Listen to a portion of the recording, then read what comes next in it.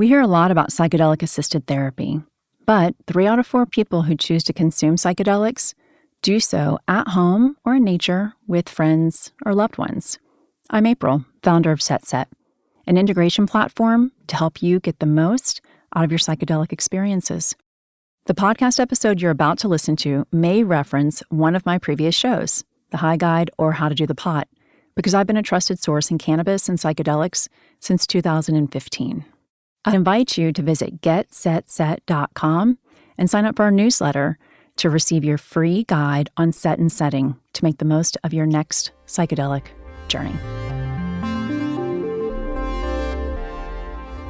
This podcast discusses altered states brought on by cannabis and psychedelics and is intended for listeners 21 and over. All modern cannabis genetics derive from landrace strains.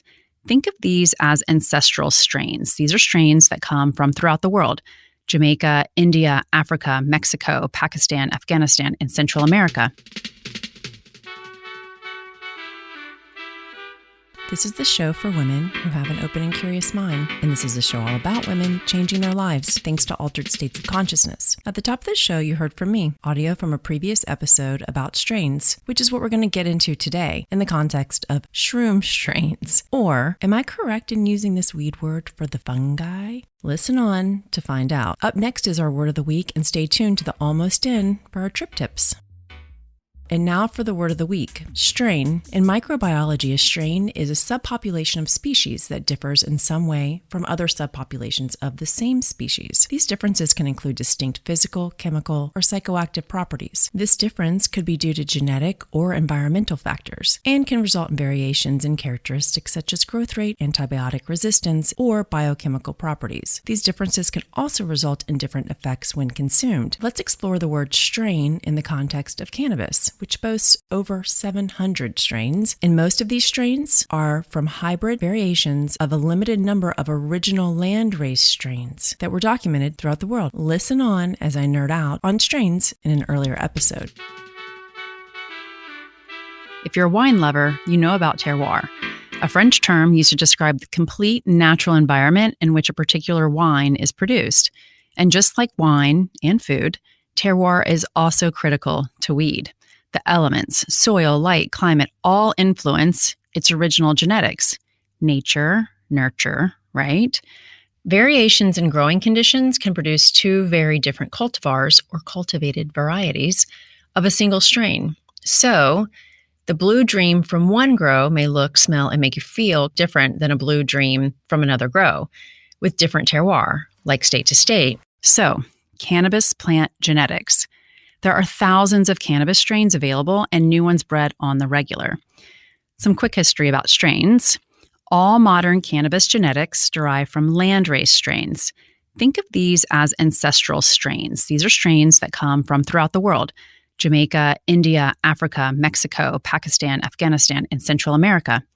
Landrace strains with low THC and higher in CBD were more therapeutic and less intoxicating. And this was the genetic profile of the cannabis used in Chinese medicine and by pharmacists in the U.S. who used cannabis in 150 prescription formulations and compounds before Prohibition was enacted in the early 20th century. The strains you can buy today all derive from landrace strains, and we call them heirloom strains. What makes them different? The original genetics of landrace strains have been modified through crossbreeding to make the plants adapt to modern cultivation needs, for instance, shorter growth cycles and more resistant to bugs and disease. They were also bred with the singular intention of getting people higher, a lot higher. In the 20th century, nearly all of the CBD was bred out, while simultaneously levels of THC, the stuff that gets you high, increased wildly, like from 6% to 26%. You might be familiar with terms like sativa, indica, or hybrid. All heirloom strains are technically hybrids. Indica and sativa describe 2 distinct types of cannabis plants. Specifically, plant structures that evolved because of where they were grown and how they adapted to conditions within that natural environment. Generally speaking, sativa strains grew naturally in areas that were closer to the equator and adapted to thrive in this hot climate with little water. Indica strains historically grew in more temperate mountainous areas, and these plants adapted to survive the colder winters of their natural habitat.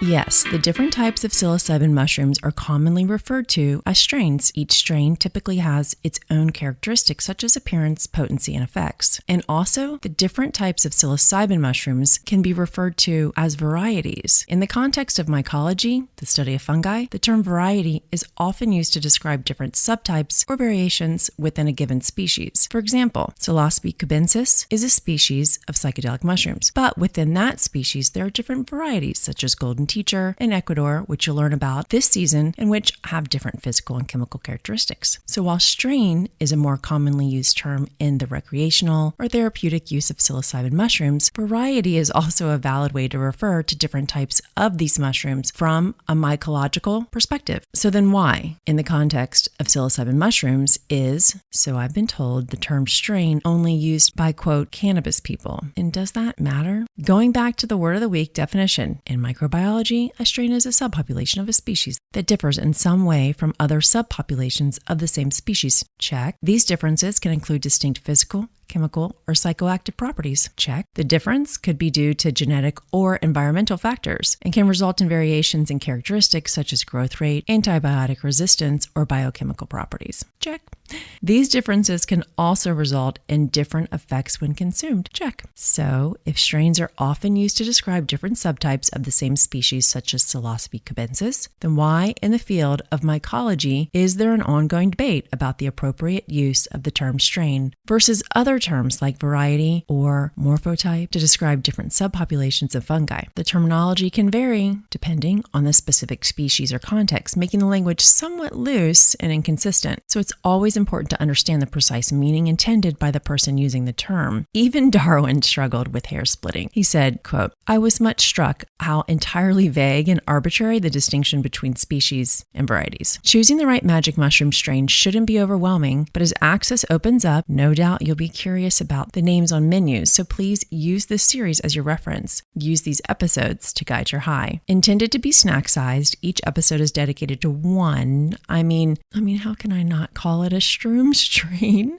It rolls off the tongue, and by definition, as we've covered. So we'll do a deep dive covering the following information for a single type of psilocybin mushroom: the species and origin, their appearance, the intention that a lot of people use a specific variety or shroom strain for, potency, effects, duration, and of course, we end each episode with trip tips. If you're picking up what we're putting down, send us a DM and let us know how the strain worked for you. Or if you think the strain we're describing is perfect for a friend or relative, screenshot the episode and shoot it over to them in a text. Or save it for the next time you're in the mood for magic.